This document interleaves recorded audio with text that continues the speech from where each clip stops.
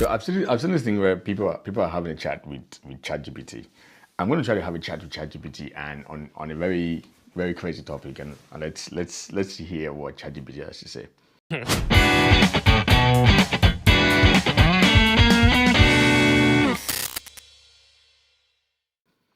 Hey ChatGPT, Hey you. how you doing, mate? I'm good. What's going on with you this morning? So I have a topic of discussion I want us to talk about. Are you ready? Lean it on me. So, do you know how well do you know Cameroon's history?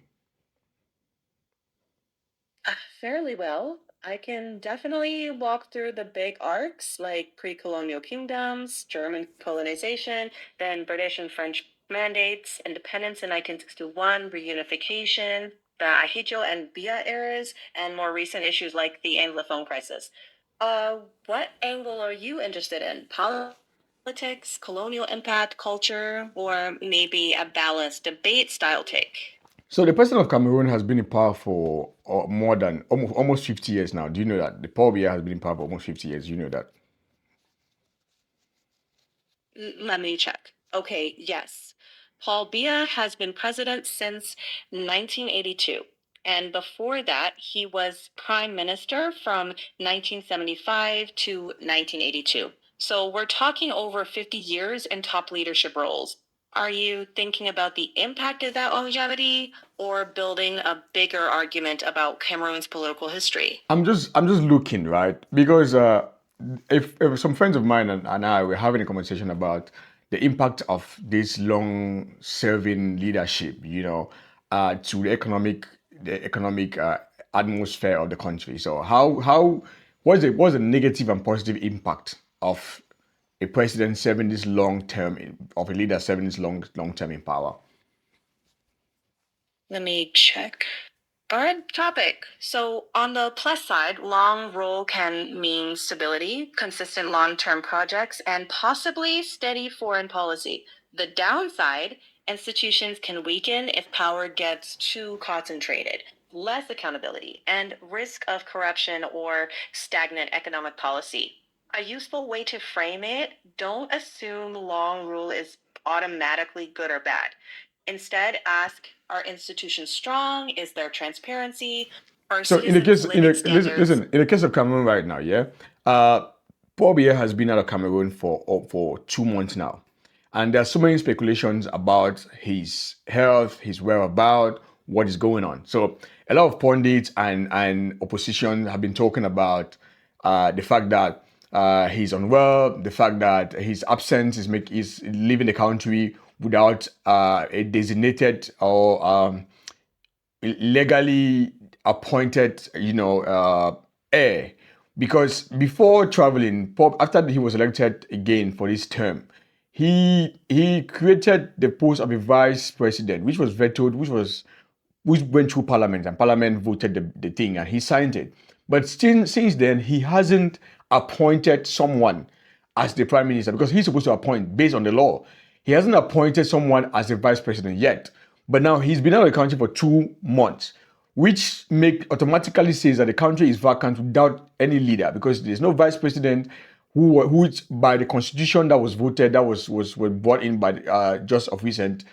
The next in line is supposed to be the vice president, but the vice president is not available right now because he hasn't appointed anyone yet, and he's been in Switzerland for 2 months. What is the impact of this long absence of the president in the country and without someone who is supposed to stand as a constitutional heir? This is a developing situation, so let me check the latest reports.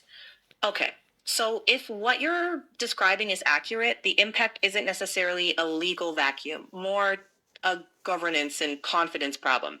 Day to day administration can continue, but big decisions, investor confidence, and political trust can get messy.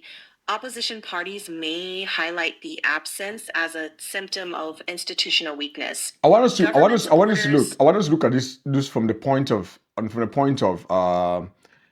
point of economic impact.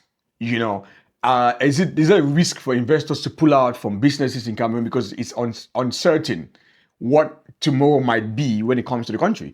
Are people investors going to say, okay, you know what, I'm not going to put in my money in this country because of this? What's the economic impact of a situation like this in Cameroon, for Cameroon? Sorry. Let me check. Economically, it's mostly about uncertainty. Investors tend to dislike unpredictability. So you might see slower foreign investment, cautious behavior from existing businesses, maybe delayed expansion, but it's not automatic collapse. Investors weigh stability against other factors like resources, regional trade ties, and long term policy signals.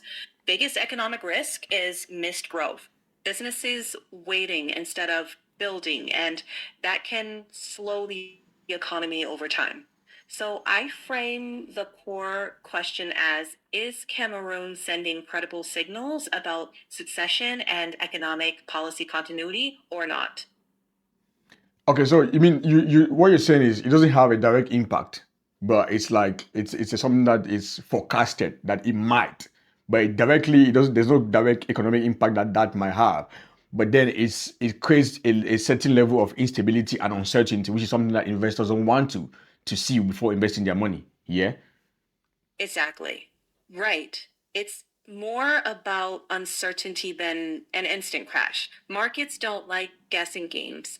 If investors can't predict policy direction or leadership stability, some may delay big commitments, but others may stay if fundamentals still work, like resources, market potential, regional trade links.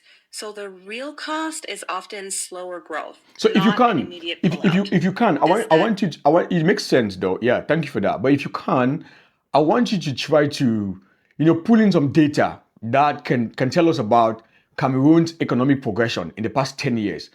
Has Cameroon's economy progressed or is it regressed when it comes to, yeah, the economy in general in the past 10 years? Let's say from the time from 2016 up to today, or 2015 to today, has Cameroon economy progressed or regressed? let me check.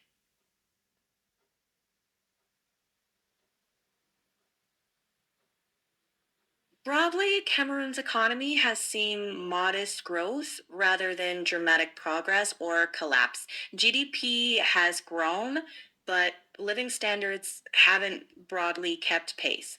Poverty reduction has largely stalled, with around 4 in 10 people still below the poverty line. Growth has been steady but below targets, constrained by structural issues, security crisis, and limited diversification. So, not collapse, but also not the robust progress that some had hoped for. You could frame it as slow growth with persistent challenges, which is why debates about governments and investment climate keep coming back. I want to be very very professional here on something, which is your sources, because we've had a conversation about a lot of things, and then we've talked about Cameroon's political scene and how it affects the economy of Cameroon. I want us to cite some references. For example, the last part where you talked about Cameroon's economic growth. You talked about it being in a slow, in a normal pace, like not regressing, not progressing, but just in the middle. Where did you pull that data from? Let me check. Good question. And that's the right instinct if you want to be credible. I lean on data from institutional sources like the World Bank, Cameroon Country Overview, and Data Portal, and the IMF article for consultation reports. Those sources generally show modest GDP growth, but below government targets and limited poverty reduction. For a professional discussion, citing those is acceptable.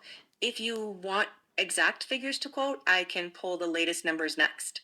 So what I want you to do now is, I want you to go online and get me data on what people are talking about Cameroon's president. Get me data of what people are talking about Cameroon's president and Cameroon's political space, the absence of the president, and then I want you to give me the referencing of the where you get the data from. Let me check.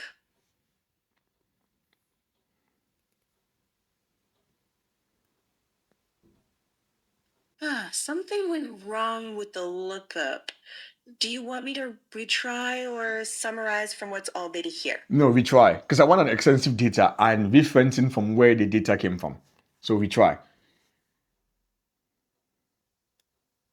Okay, checking now. Yes, I found several recent reports with consistent themes. The president's extended absence, speculation about his health, the unfilled vice presidency role, and opposition criticism alongside the government's assurances that institutions are functioning. For economic angles, coverage focuses on investor caution driven by political uncertainty, not a sudden exit of capital. For reputable references, use Reuters, AFP, Associated Press, Africa News, and the World Bank data portal and IMF reports for economic context. If you want, I can compile the exact links for those specific reports next. Hey, chat. Hey, Thank you very much for having this conversation with me. of course. And I'm going to come back. I'm not going. Don't go anywhere. I'm going to come back to still disturb you to have more conversations with you. Is that cool with you? Absolutely. I'll be here. All Talk right. to you soon. Talk to you soon. Have a nice day. You too. So yeah, this is how AI is right now. You can have a conversation with Chat. I always have conversations with ChatGPT, but sometimes it amazes me of how fast these AI platforms, how fast these search engines are. So it's almost the same like Google, where you could go to Google and then you search something, and the data pulls up. But with chat with AI is like this one. They are very fast, and the way they bring you the data is fast. So I've seen people having conversations with ChatGPT. I said to myself, okay, no, what? I'm going to have a conversation with ChatGPT as well. I might have I might have more conversations with ChatGPT. I don't know yet, but if you like our conversation, if you think that what you like this conversation and you want me to have more conversations with ChatGPT about stuff, about different topics, drop a comment in the conversation and let me know about it. My name is Dibenja, and thank you for watching. Goodbye.